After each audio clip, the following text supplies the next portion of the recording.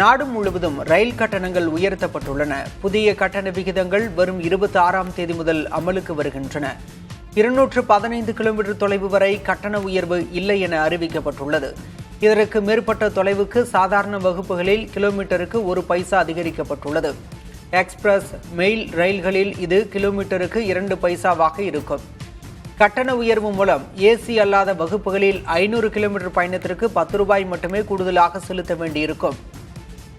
கட்டண உயர்வு மூலம் ரயில்வேக்கு கூடுதலாக 600 கோடி ரூபாய் வருவாய் கிடைக்கும் எனவும் தெரிவிக்கப்பட்டுள்ளது. புறநகர் மின்சார ரயில்களில் கட்டண உயர்வு இல்லை என்றும் கூறப்பட்டுள்ளது. எரிபொருள் செலவு, பணியாளர் ஊதியம், ஓய்வூதிய செலவுகள் அதிகரித்துவிட்டதாகவும், பாதுகாப்பு மேம்பாட்டுக்காக மிகப்பெரிய தொகை செலவிடப்பட்டதாகவும், இதனால் கட்டண உயர்வு தவிர்க்க முடியாதது என்றும் ரயில்வே தெரிவித்துள்ளது. கடந்த நிதியாண்டில் மட்டும் ரயில்வேக்கு 2,63,000 கோடி ரூபாய் ஆனதாக தெரிவிக்கப்பட்டுள்ளது. இந்திய ரயில்வேயின் செயல்பாட்டு செலவுகள் நடப்பு நிதியாண்டில் கணிசமாக அதிகரித்துள்ளன. குறிப்பாக பணியாளர்களின் ஊதிய செலவு 1,15,000 கோடியாகவும், ஓய்வூதிய செலவு 60,000 கோடி ரூபாயாகவும் உயர்ந்துள்ளது.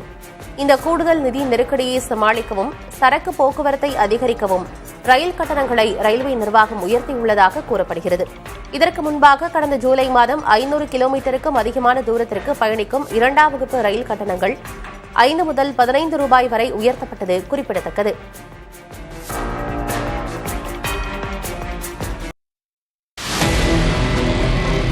இந்திய ரயில்வேயில் 19 மண்டலங்கள் உள்ளன. இவை 68 கோட்டங்களாக பிரிக்கப்பட்டுள்ளன. தினசரி 12,617 பயணியர் ரயில்கள் இயக்கப்பட்டு வருகின்றன. இதில் தினசரி 2,40,00,000 பேர் பயணித்து வருகின்றனர். நாடு முழுவதும் 1,16,000 கிலோமீட்டர் தொலைவுக்கு ரயில் பாதைகள் உள்ளன. 14 லட்சம் பணியாளர்கள் இந்திய ரயில்வேயில் பணியாற்றி வருகின்றனர்.